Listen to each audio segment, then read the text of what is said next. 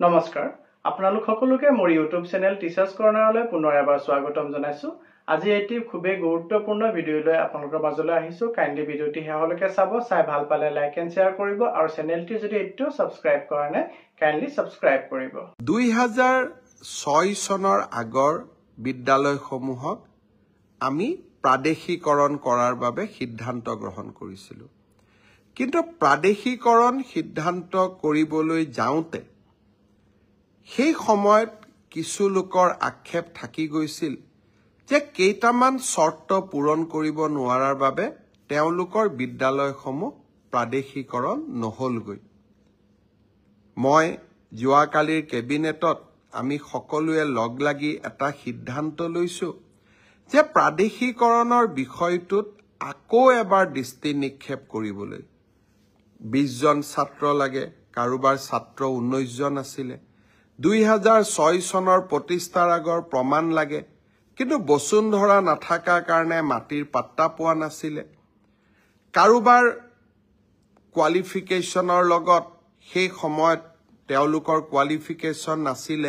পৰৱৰ্তী সময়ত কোৱালিফিকেশন আয়ত্ত কৰিব পাৰিলে যি সকল লোক সৰু সৰু ভুলৰ কাৰণে বাদ পৰি গৈছিল তেওঁলোকক প্ৰাদেশিকৰণৰ আওতাত আনিবৰ বাবে শিক্ষামন্ত্ৰী ৰনোজ পেগু কেশৱ মহন্ত আৰু জয়ন্ত মল্ল বৰুৱাক লৈ আমি এখন কমিটি কৰি দিছো যাতে কমিটিখনে আমাক উপযুক্ত পৰামৰ্শ দিব পাৰে আৰু মানৱীয়তাৰ দৃষ্টিভংগীৰে আমি অন্তত কিছু লোকক সহায় কৰিব পাৰো তেনেকে যোৱাকালিৰ কেবিনেটত আমি আৰু এখন কমিটি কৰি দিছো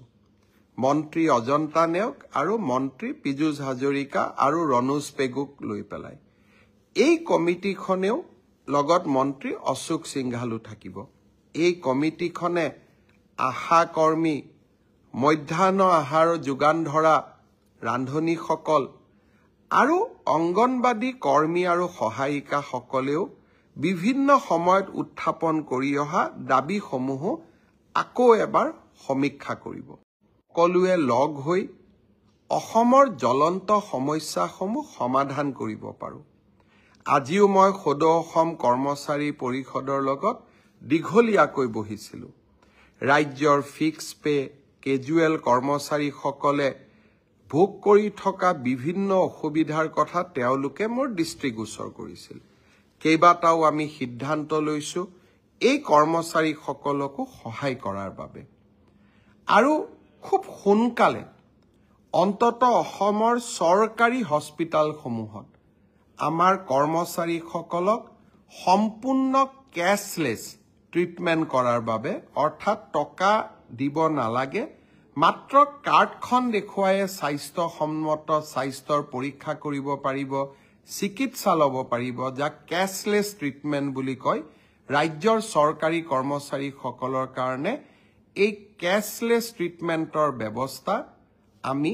চৰকাৰী হস্পিটালসমূহত প্ৰণয়ন কৰাৰ বাবে আমি সিদ্ধান্ত লৈছো আজি কৰ্মচাৰী পৰিষদৰ লগত কথা পাতি এই সিদ্ধান্তসমূহ লোৱা হৈছে আপোন ঘৰ আঁচনিত এসময়ত 15 লাখ টকা হাউচিং লোন লোৱা হৈছিল এতিয়া বহুত কৰ্মচাৰীয়ে বিচাৰিছে যে আপোনালোকে যেহেতু নতুনকৈ 30 লাখ টকাকৈ ঋণ দিয়াৰ ব্যৱস্থা কৰিছে আপোন ঘৰত আমিও ঋণ ল'ব পৰা ক্ষমতা আৰু 15 লাখ টকালৈকে বৃদ্ধি কৰি দিয়ক অৰ্থাৎ পুৰণা নতুন সকলোৱে আপোন ঘৰ আঁচনিৰ জৰিয়তে 30 লাখ টকাকৈ গৃহ ঋণ ল'ব পাৰিব আজি এই দাবীটো আমি সন্মতি প্ৰকাশ কৰিছো অৰ্থাৎ ৰাজ্যত যতেই সমস্যা আছে সেই সমস্যাসমূহ সমাধানৰ বাবে আমি প্ৰচেষ্টা চলাই গৈ আছো আৰু এই প্ৰচেষ্টাসমূহত আমি নিশ্চিতভাৱে সফল হ'ম মাত্ৰ অকণমান আমাক সময় দিব 5টা বছৰত ইমান কাম কৰা সম্ভৱ নহয় তথাপিতো সম্ভৱ আৰু অসম্ভৱৰ দেওনাক অতিক্ৰম কৰি যিমান পাৰো প্ৰতিটো পল প্ৰতিটো ক্ষণ অসমৰ ৰাইজৰ বাবে কাম কৰাৰ বাবে আমি সকলোৱে প্ৰচেষ্টা কৰি আছো আপোনালোকে আশীৰ্বাদ কৰিব আজিৰ ব্ৰডকাষ্টত আৰু বহুত কথা কম বুলি ভাবিছিলো কিন্তু মাঘ বিহুৰ আগতে বহুত কথা ক'লে আমাৰ মনতো নাথাকিব। গতিকে মাঘ বিহুৰ পিছত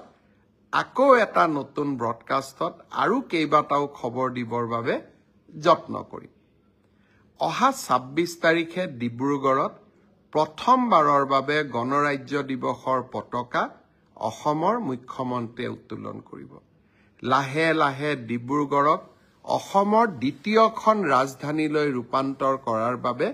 মই এক প্ৰয়াস আৰু প্ৰচেষ্টা হাতত লৈছো। আপোনালোকে সহযোগিতা কৰিব আৰু বহুত কাম কৰি গৈ থাকিম। আপোনালোকৰ পৰা এতিয়া মোৰ পৰামৰ্শ বিচৰাৰ সময়। এই বছৰটো আমি কিতাপৰ বৰ্ষ হিচাপে পালন কৰিব গৈ আছো। এই বৰ্ষটোক আমি কেনেকৈ পালন কৰিম? অহা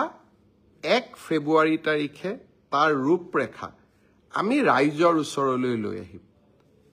কিন্তু চৰকাৰ কেতিয়াও ওৱান ৱে ট্ৰেফিক হ'ব নোৱাৰে। ৰাইজৰ পৰামৰ্শই চৰকাৰখনক শক্তিশালী কৰে। আপোনালোকে মোক জনাওক